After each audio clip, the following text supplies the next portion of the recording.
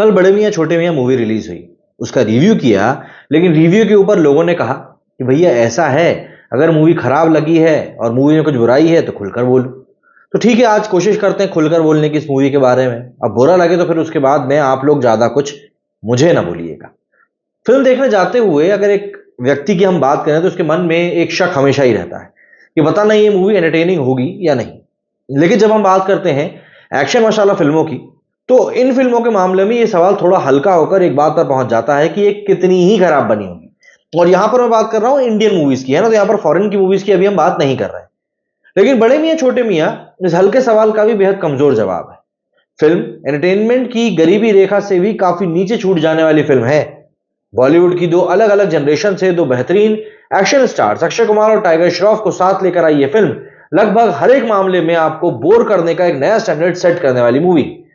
Film शुरू होती है एक आर्मी कॉन्वॉय पर अटैक से, जिसमें कि एक मास्कधारी बैटमैन स्टाइल का विलन पृथ्वीराज चौहान, जिसका किरदार निभा रहे हैं, भारत की सुरक्षा से जुड़ा एक सबसे महत्वपूर्ण पैकेज कब्जा लेते हैं।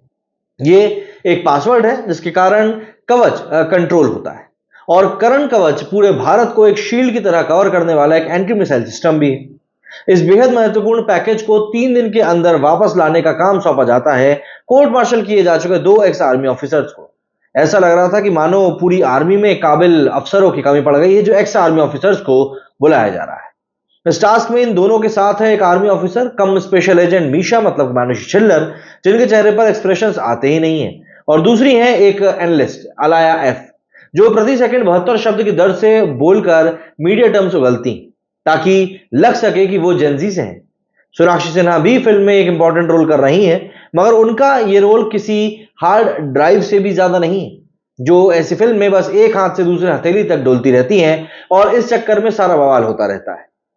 ये हार्ड ड्राइव कैसे बचाई जाएगी, इसी में सारा खेल है।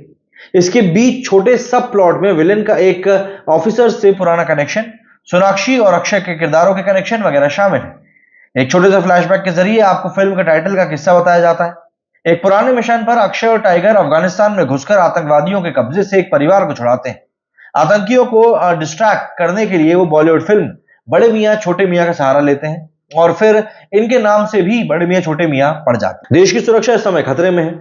पहले आर्मी से जुड़ा रहा एक विलन, चीन पाकिस्तान का खतरा, और देश की रक्षा करते हीरो। कभी एंटरटेनमेंट का जिन उगलने वाला ये प्लॉटनुमा चिराग इतना घिसा जा चुका है कि अगर इसमें सच का एक जिन होता ना, तो ये एक बार और घिसने पर वो भी निकलने से इनकार कर देता और विद्रोह करके वापस निकल लेता।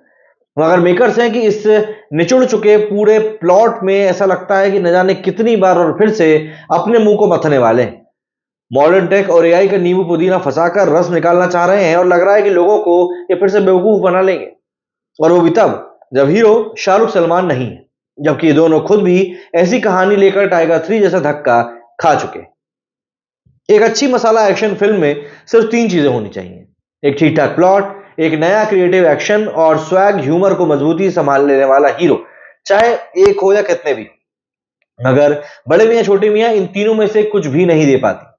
स्क्रीन प्ले से लेकर डायलॉग्स तक की कमजोर राइटिंग महंगे बजट की इस शिप में बहुत बड़ा छेद साबित हुए। कॉमेडी के किंग रहे अक्षय कुमार से आपको कोई ऐसा पंच नहीं सुनने को मिलता जो थोड़ी देर तक दिमाग में ठहर कर हंसने पे आपको मजबूर कर दे। टाइगर श्रॉफ का किरदार फिल्म में नॉन सीरियस बातें करने वाला है, मगर उनसे भी टेररिज्म में नेपोटिज्म जैसा रूखा सूखा पंच ही निकलता है। एक्शन में 108 बार धमाके के आगे टहलने वाला हीरो ड्राइविंग सीट पर 2 लोगों की फाइट में डोलती गाड़ी, स्लोप पर बाइक चढ़ाकर हेलीकॉप्टर, गुंडों के साथ क्लोज फाइट में एक हाथ से चाकू छोड़कर दूसरे हाथ में लपक कर घोप देना ही शायद अब एक्शन फिल्मों की नियति बचा है। कितनी हताश की बात है कि टाइगर और अक्षय जैसे अपने शरीर दांव पर लगाकर एक्शन करने वाले हीरोज होते हुए भी दर्शकों से सीटी निकलवा देने वाला एक्शन सीन ये लोग कोरियोग्राफ नहीं कर पा रहे। और फिल्म का जो धमाकेदार ट्विस्ट है वो जनता ने पहले शक्तिमान में भी देख चुके हैं। तो ऐसे में ये आपको फिल्म देखने के बाद भी समझ में आएगा कि आपके साथ कितना बड़ा धोखा हो गया है।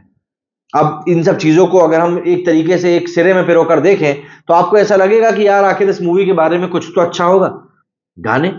गानों को तो आप छोड़ ही दीजिए। कुल मिलाकर देखा जाए तो बड़े मियाँ छोटे मियाँ को सबसे बड़े बजट में सबसे बोरिंग फिल्म के किसी कंपटीशन में दावेदारी पेश करनी चाहिए।